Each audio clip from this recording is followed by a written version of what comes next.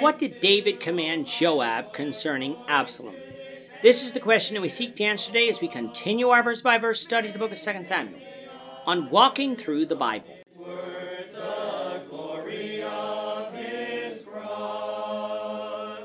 Today we're going to be discussing 2 Samuel chapter 18, verses 1 to 8. But before we do that, let's read the passage. If you have a Bible with you, you can turn to 2 Samuel chapter 18, verse 1. But if you don't have a Bible, don't worry. Just follow along with us on the screen. The version that we'll be reading from is the New King James Version. So 2 Samuel chapter 18, beginning of verse 1.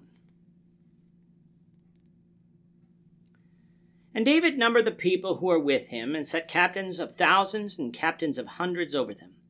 Then David sent out 1/3 of the people under the hand of Joab, 1/3 under the hand of Abishai, the son of Zeruiah, Joab's brother, and 1/3 under the hand of Ittai the Gittite. And the king said to the people, I also will surely go out with you myself. But the people answered, You shall not go out. For if we flee away, they will not care about us, nor if half of us die, will they care about us.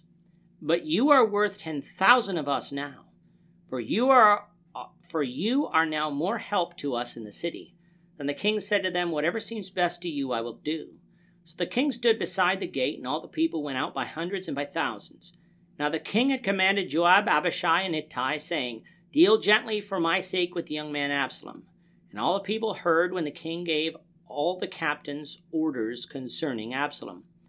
So the people went out into the field of battle against Israel. And the battle was in the woods of Ephraim. The people of Israel were overthrown there before the servants of David, and a great slaughter of 20,000 took place there that day. For the battle there was scattered over the face of the whole countryside, and the woods devoured more people that day than the sword devoured. Absalom had overthrown David, but did not kill him. He received men's advice as to how to kill his father. Ahithophel's, which suggested a relatively small, quick strike, led by Ahithophel that would take David by surprise, kill him, and scatter his men, thus securing the throne for Absalom. And then he had Hushai's advice, who suggested a large army be gathered, led by Absalom himself, that would overwhelm David's valiant men, thus giving Absalom security over the kingdom by means of him being a mighty man of war. Absalom's ego caused him to choose Hushai's plan, but this allowed David to escape to Mahanaim, which Hushai wanted, for he was David's spy, and there to get reinforcements, which David received from the men of Gilead, and even Shobai, the son of Nahash, the Ammonites. The stage was now set for battle. On one side, you would have Absalom and his army from Israel, led by Amasa, one of David's nephews, and thus Absalom's cousin, and David's army from Gilead, led by Joab, David's general. Along with Joab would be Abishai, Joab's brother, and Ittai the Gittite, a man loyal to David, who fled with him despite being in David's service, despite not being in David's service for that long. The amount of people that David had raised east of the Jordan showed that not all Israel had been wooed by Absalom. From our previous studies, it also appears that the 2.5 tribes east of the Jordan also tended to be more independent of their western brethren at times, not always following after their lead. Regardless, the two armies were formidable, and a great battle would ensue. And just as Absalom had come to battle with his army, David desired to go into battle with his. Perhaps David had learned his lesson from the time he didn't go into battle, which led to his adultery with Bathsheba, with this battle as one of the punishments for that sin. However, his army refused to let him come. Why? Well, for one, David is in his 60s by now. As such, he was not the warrior that he once was, and thus liable to die. And as the main target of this war, David's men could not allow him to die in battle, for David was more valuable than any of the soldiers. For if David died, the kingdom would forever fall to Absalom, something that these men obviously didn't want. David acquiesced and remained at the gate in Mahanaim. Before going to battle, though, David gave instruction to Joab to deal gently with Absalom for his sake. That means that when given the chance, Joab was not to kill or torture Absalom, even though Absalom had committed treason. In this, David wasn't pardoning Absalom, but he was acting as a father. If there was to be punishment to be had, David was to mete it out. And so the battle ensued.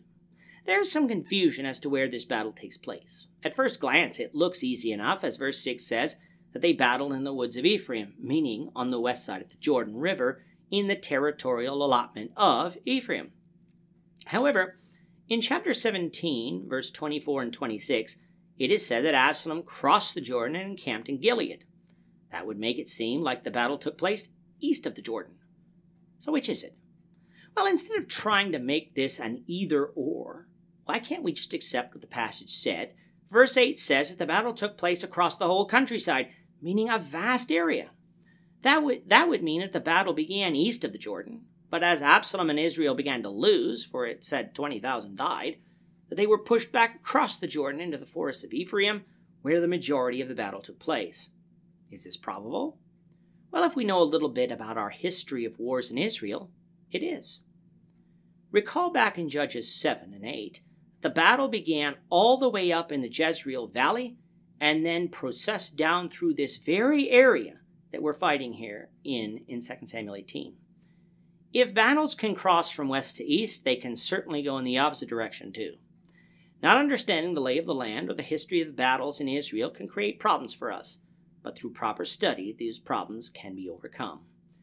What was interesting about this battle was that because the battle was taking place in the woods, that more people died because of the setting of the battle than died simply because of the fighting, meaning that as people would get stuck in thickets and swamp-like land, it enabled them to be killed by David's men.